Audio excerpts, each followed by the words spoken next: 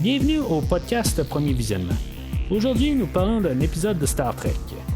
Bien entendu, je vous suggère d'écouter l'émission discutée aujourd'hui avant de m'écouter, car je vais le spoiler complètement. Bonne écoute.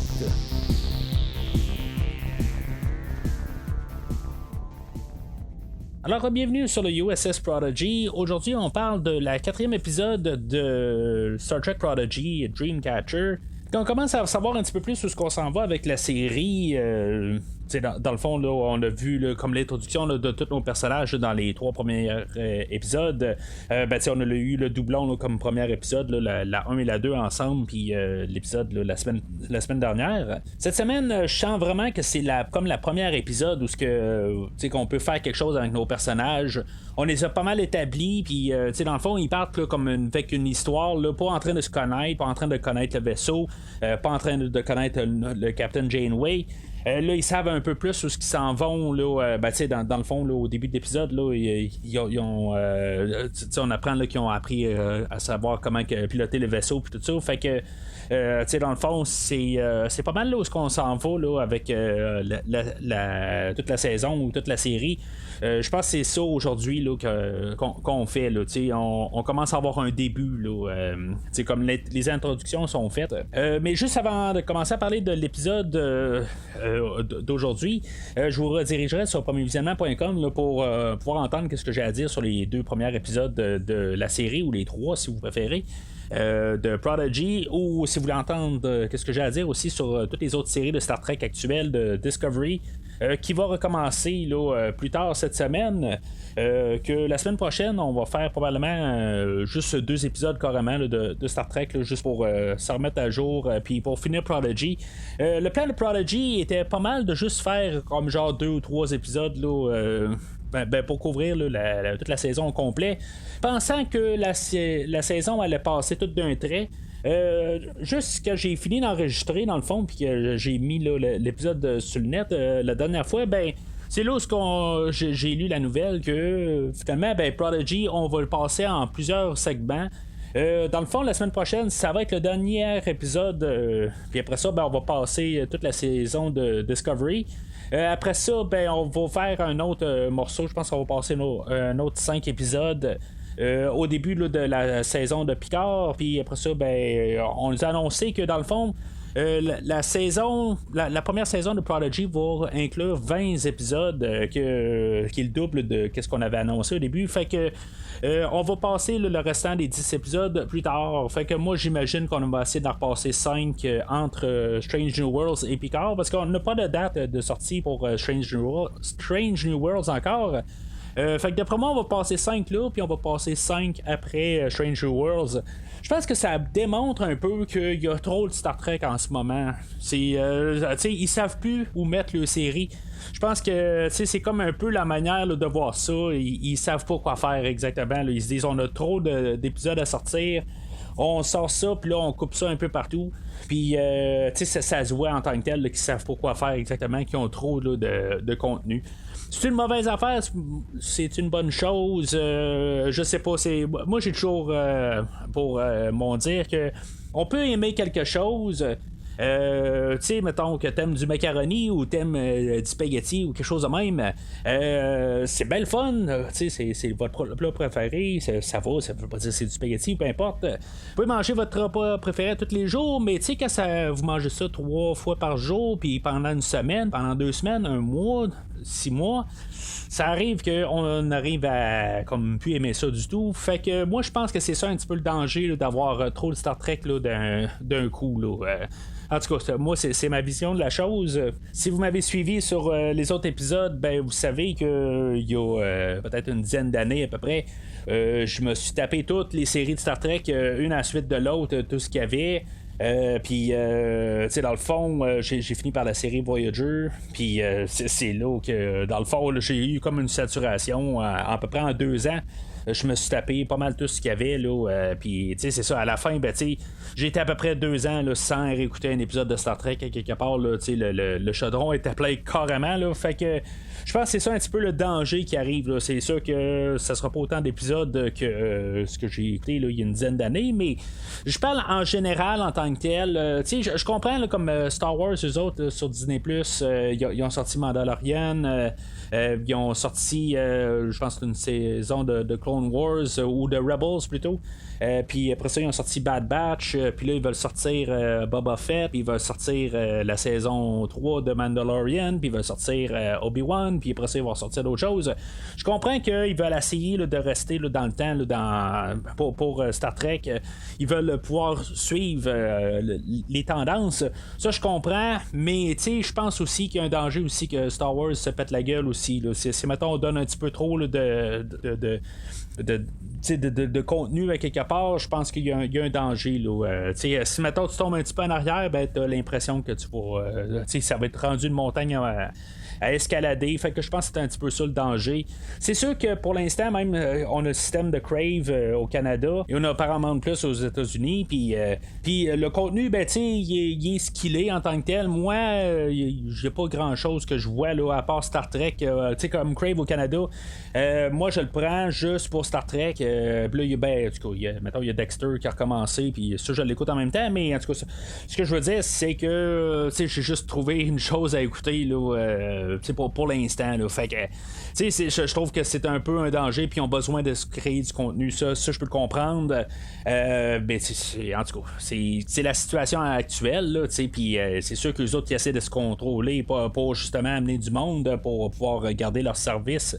Pas qu'il y ait du monde juste qui s'abonne pendant qu'il y a une saison qui arrive, comme que je fais généralement. Ben, je commence la série de Crave pour la série de Star Trek, puis une fois qu'elle est finie, ben, je ne l'écoute plus, fait que je le désactive jusqu'à temps que la nouvelle saison arrive. Fait que je comprends que ce qu'ils veulent, c'est qu'on soit abonné à l'année longue, mais je pense que le danger là-dedans, ben justement, là, que pour l'instant, ils misent tellement sur Star Trek que ça pourrait arriver là, que d'ici 3 ans là, que la saturation totale soit faite.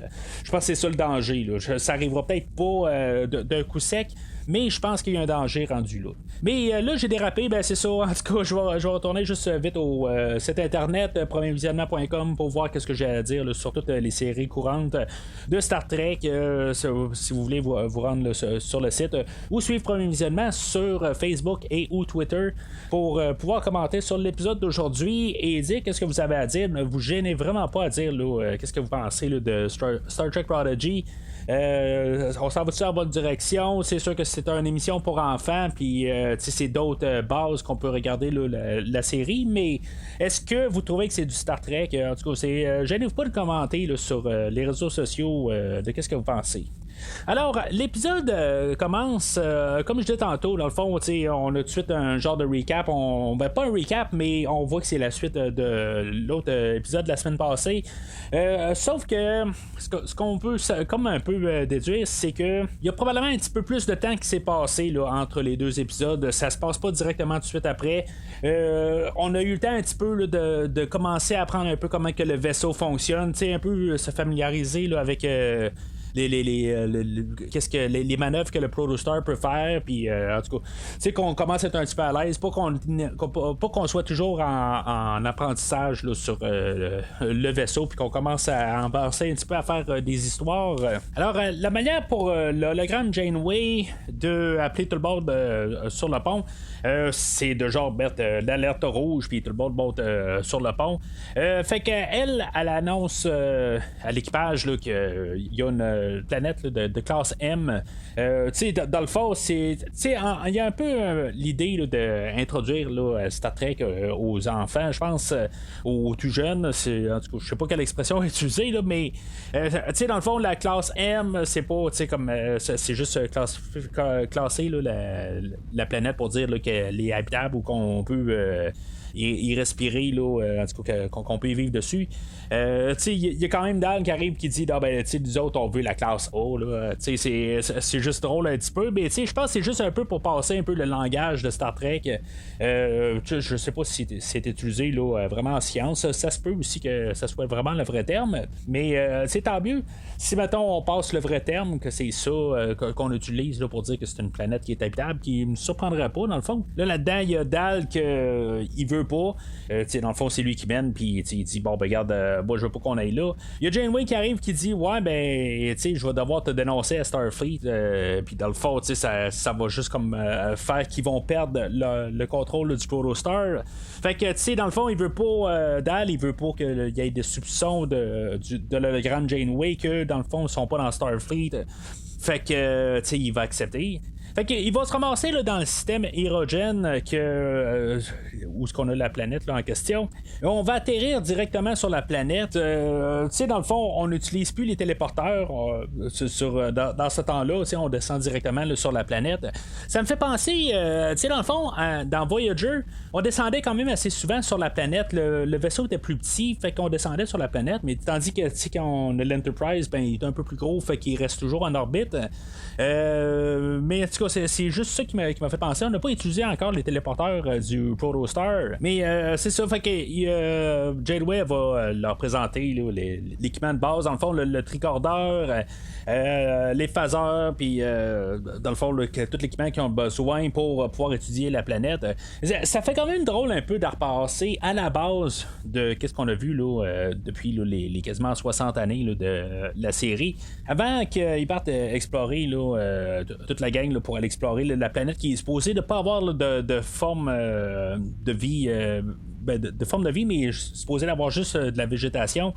On va monoter Gwyn, comme pour une deuxième assurance. S'il se passe quelque chose, ben, elle ne pourra pas se sauver. Ça me fait penser, parce qu'au dernier épisode, il y a un petit bout que j'avais manqué, dans le fond. Il a fallu que je réécoute l'épisode de la semaine passée, juste avant d'écouter l'épisode d'aujourd'hui, parce que je l'écoutais avec mon garçon, puis la semaine passée, j'avais pas pu l'écouter avec. Fait qu'on a écouté les deux épisodes une à la suite de l'autre aujourd'hui.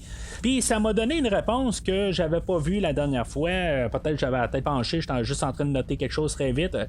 J'avais manqué la fin de comment que Rokta avait réussi à prendre le dessus sur Gwyn, puis elle l'avait renvoyé là, dans sa cellule. Je pensais qu'on ne la voyait vraiment pas, cette scène-là. Fait que je l'ai vue, puis dans le fond, elle a juste, une fois que la gravité avait été remise là, sur le Protostar, ben, elle est tombée sur Gwyn, puis vraiment l'a envoyé dans le Protostar. C'est que je m'attendais à ce qu'il y ait vraiment une suite dans cette. À cause de ça, puis que il y avait comme une genre de trêve où il avait dit quelque chose pour que finalement qu'elle la remette en prison, mais c'est ça, il manquait un petit bout là, en bout de ligne, puis je pensais qu'on allait avoir une révélation un petit peu plus tard, mais finalement ben, ça s'est passé là, devant nos yeux. Alors Murph va rester à bord du Protostar. Ils vont tous partir. Il y a Janeway qui va arriver puis qui va faire quelque chose là, que je vais commencer à me poser un petit peu des questions. Ça va être un petit peu plus tard, il va se passer autre chose là, qu'il va peut-être annuler qu'est-ce que je vais penser, mais je suis pas certain encore. Janeway, quand elle va lui dire là, ben, vous pouvez partir, mais surtout là, faites attention à vous.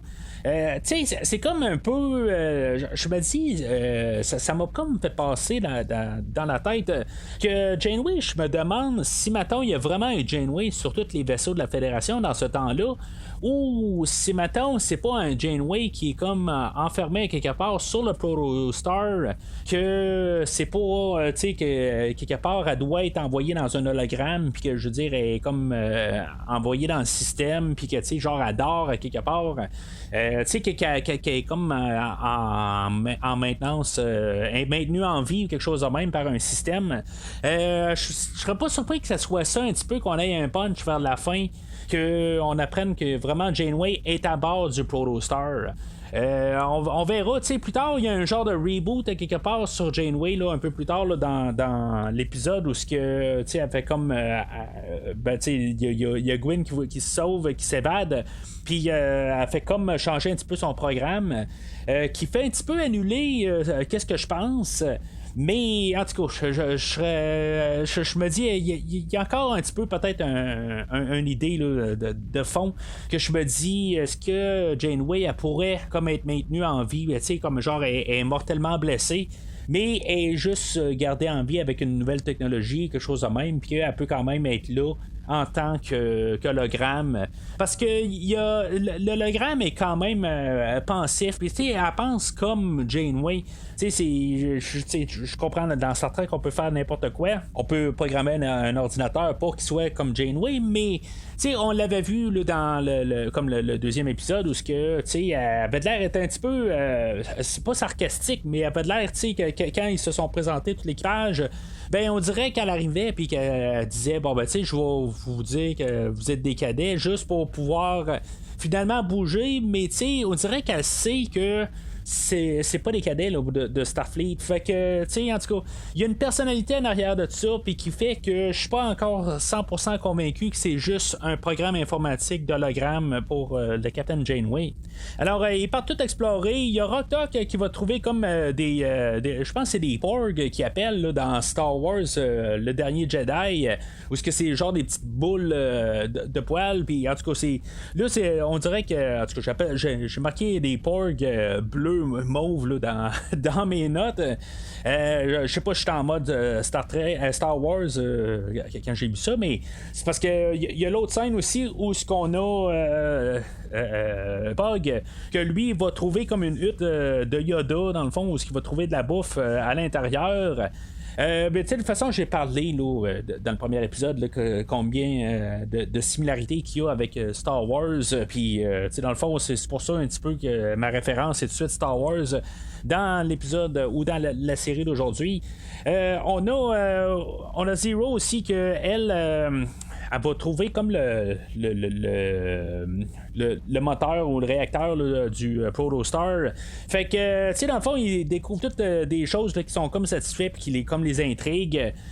Puis là, ben, c'est ça, on a Dal aussi qui va comme trouver ses parents. Puis finalement, ben, il va se rendre compte que c'est une illusion. Ben, ça va être à cause que aussi il y a Janeway qui va apparaître. Puis finalement, ben, Janeway, elle avait dit ben, qu'elle pouvait pas quitter le vaisseau. Puis c'est encore des choses aussi que je pense qu'on voulait juste nous rembarquer un peu la base que l'hologramme peut pas quitter le vaisseau. Puis, parce qu'on sait, si maintenant on a vu là, la série Voyager, on sait que le docteur pouvait pas quitter le vaisseau. Je pense que dans les futures saisons, là, on avait trouvé moyen là, de le faire quitter, là, mais à la base, l'hologramme ne peut pas quitter le vaisseau. Fait que, tu sais, dans le fond, c'est pour ça là, que Dal va réussir à découvrir là, que, oups, il y a quelque chose qui marche pas en bout de ligne. Puis finalement, ben, tu sais, c'est la végétation sur la planète, ben, font comme faire des genres d'hallucinations. Puis en bout de ligne, ben, tu sais, nos personnages, ils sont là pour comme être endormis, puis finalement, ben, être comme consommés par la planète ou la Terre, puis tout ça, ben, ils vont finalement là, aller chercher les nutriments là-dedans, puis dans le fond, c'est ça un petit peu là, le danger là, quand on va sur cette planète-là. Fait que Dal, ben, il va aller chercher tous les autres personnages, essayer de les sauver.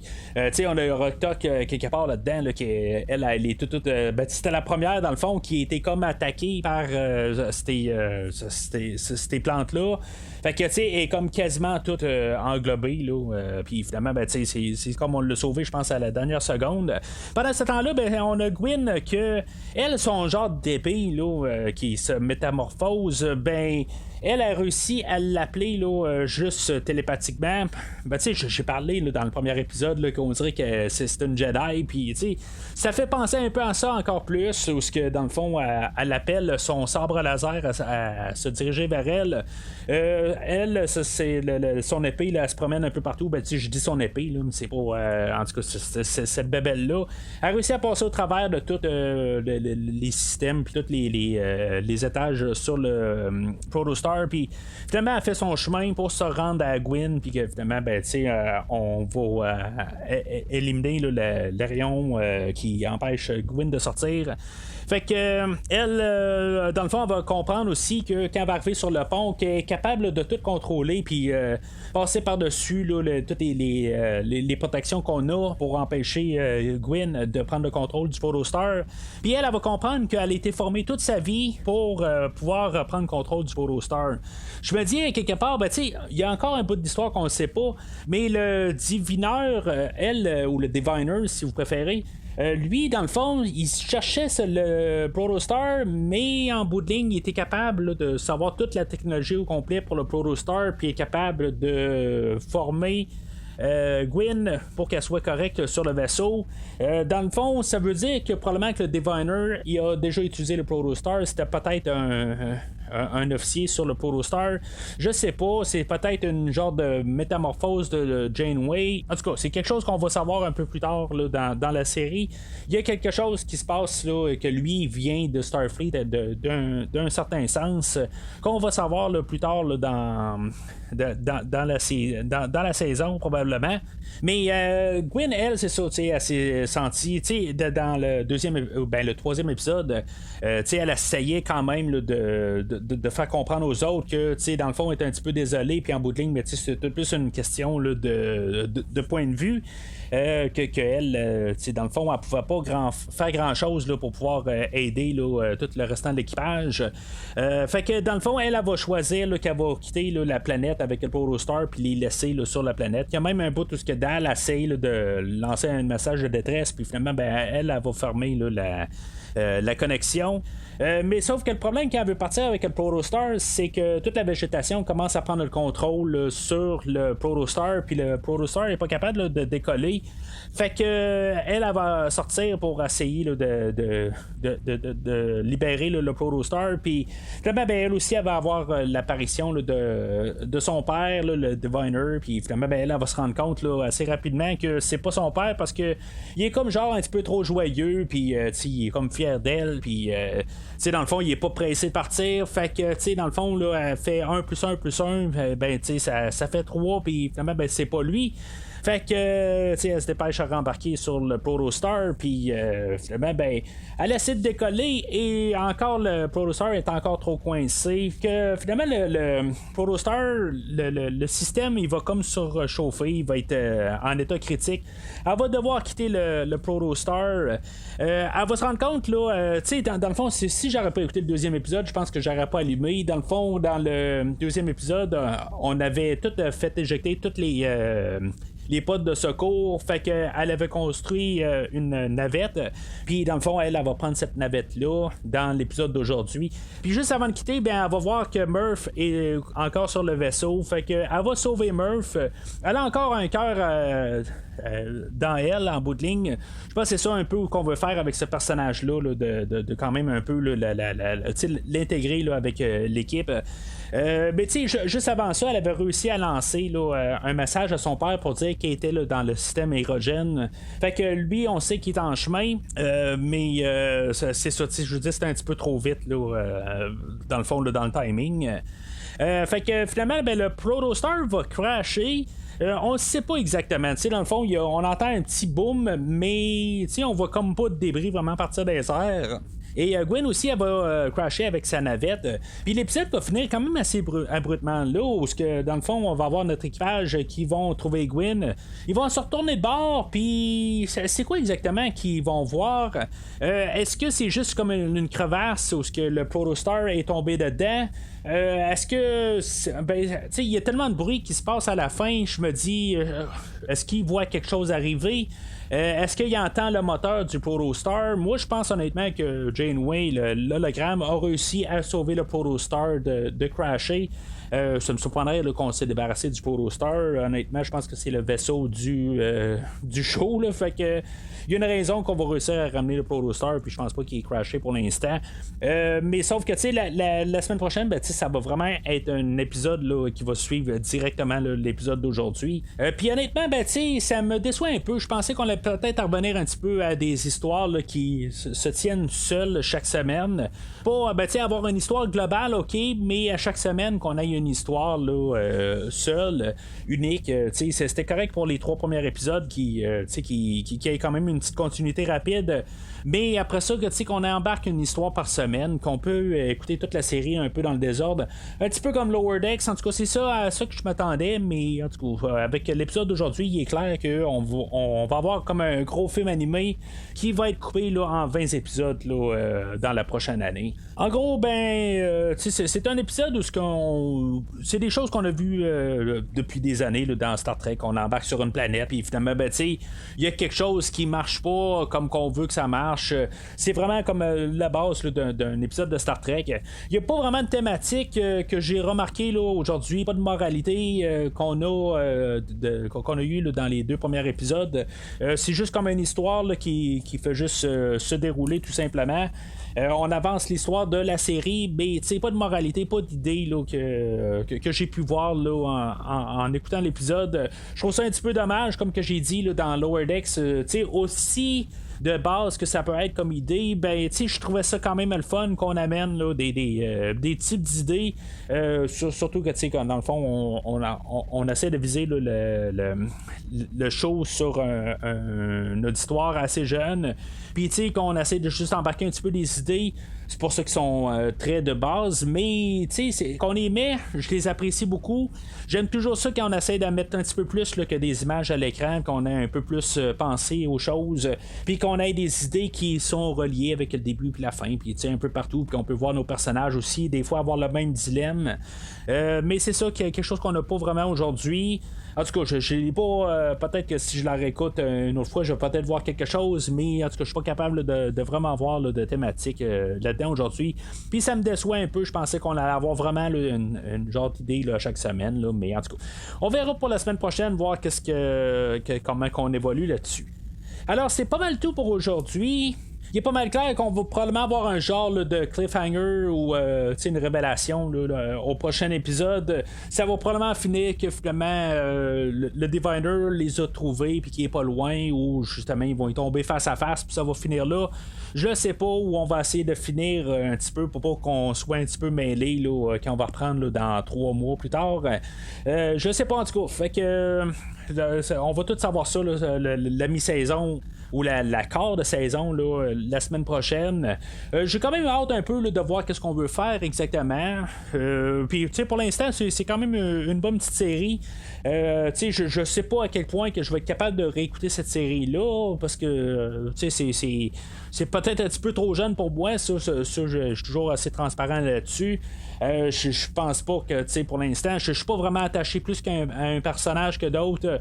Il y a Rock Dock que je suis toujours pas fan de ce personnage là, mais ça va avec l'équipage en tant que tel, ou qu'est-ce qu'on veut cibler comme public. Puis c'est pour ça que je suis quand même capable de l'accepter, mais ça reste quand même mon personnage que j'aime le moins. Puis les autres aussi me laissent un petit peu pas mal indifférent aussi. Il n'y a pas vraiment un personnage que j'aime plus que les autres. Il y a juste Rock Talk que je pense que j'aime le moins, c'est tout. Alors, la semaine prochaine, à la sortie là, du 5e épisode là, de Prodigy, on va avoir la première aussi là, de Star Trek Discovery, là, la saison 4. Quand même hâte là, de voir qu'est-ce qu'on va faire avec la 4e saison, en espérant qu'on va aller de l'avant, qu'on va arrêter là, d'essayer là, de tout lier, tout l'univers au complet ensemble, qu'on aille de l'avant, on est dans le futur. C'est ça que j'espérais tellement là, de la 3e saison, puis j'espère là, qu'on va faire ça là, dans la 4e saison. Là, on a finalement donné le poste de capitaine à Michael Burnham. L'histoire a fait vraiment un changement. Chaque saison a quand même une grosse différence avec la saison précédente.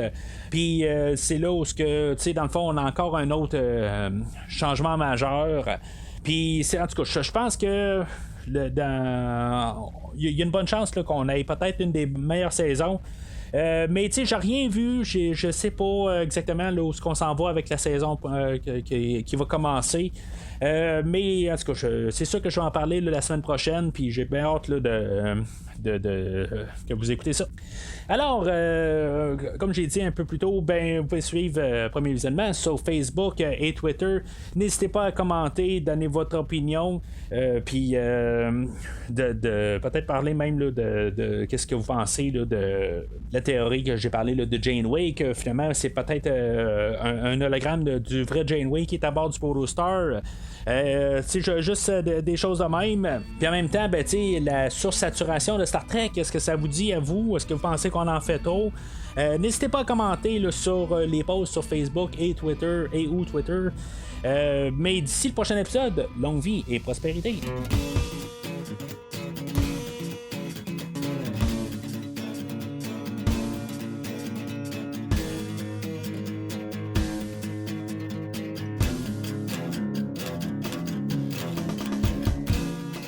Merci d'avoir écouté cet épisode de Premier Visionnement. J'espère que vous vous êtes bien amusés. Revenez-nous la semaine prochaine pour un nouveau podcast sur l'univers de Star Trek. Vous pouvez suivre Premier Visionnement sur Facebook, Twitter, YouTube, Podbean, iTunes, Spotify et tout autre logiciel de diffusion de podcasts.